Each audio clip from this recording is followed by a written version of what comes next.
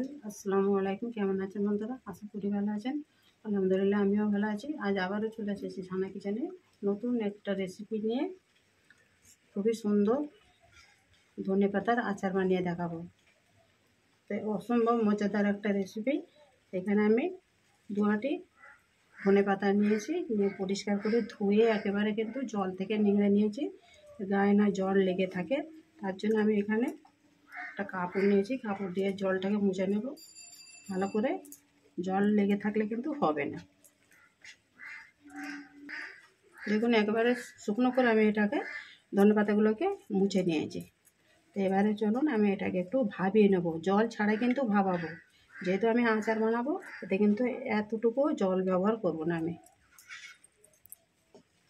কড়া বসিয়ে দিয়েছি। এবারে ধনেপাতাগুলো দিয়ে দেবো, দিয়ে নেড়ে চেড়ে একটু জলটাকে শুকিয়ে নেব।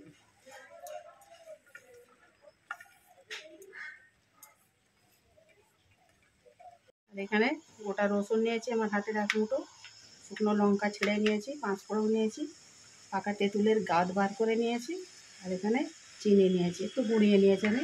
টক ঝাল মিষ্টি এই ধনেপাতার আচারটা আমি বানাবো। এটাকে আমি একটু নেড়ে চেড়ে এটাকে জলটাকে শুকনো করে নেব।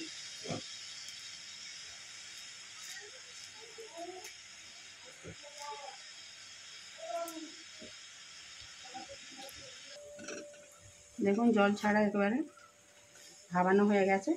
এটাকে আমি এবারে একটা গ্রাইন্ডার নিয়েছি, মিক্সিং, আমি তুলে নেব। গ্যাসটা আমি এখন অফ করে দেব। এটাকে একটু হালকা করে ঘুরিয়ে নেব। দেখুন এটাকে আমি এইভাবে ঠিক গোটা গোটা একটু আছে, এইভাবে আমি ঘুরিয়ে নিয়েছি। আর এখানে যে তেঁতুলের যে গাছটা আছে, এতে কিছু আমি শুকনো মশলা অ্যাড করব। স্বাদ মতো লবণ দেব,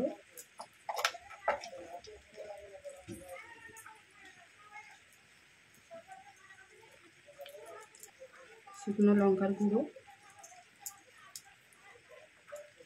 হলুদের গুঁড়ো,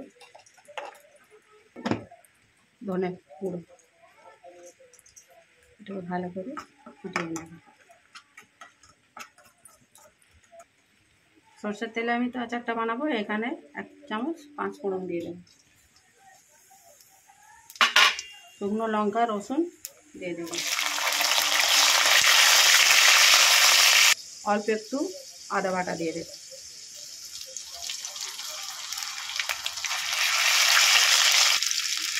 পেস্টটা দিয়ে দেব।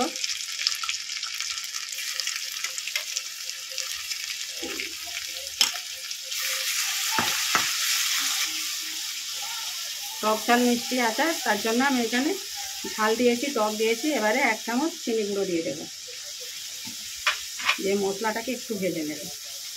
মশলাটা কিন্তু একেবারে ভাজা হয়ে গেছে বন্ধুরা। আমি কিন্তু এবারে গ্যাসটা অফ করে দেব।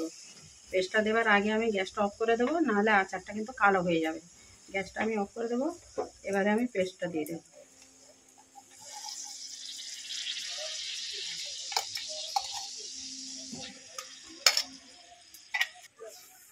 দেখুন এবারে ধনিয়া পাতার কালারটা কিন্তু সুন্দরই আছে, কালো হয়নি।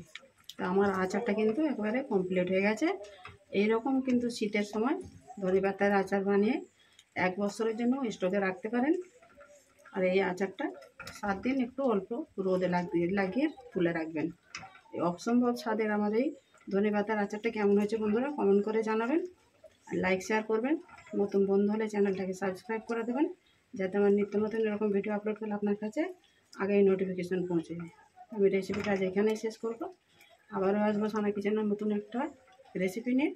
আপনারা ভালো থাকবেন, সুস্থ থাকবেন। ভালো লাগলে একটা লাইক করে দেবেন। আল্লাহ হাফেজ।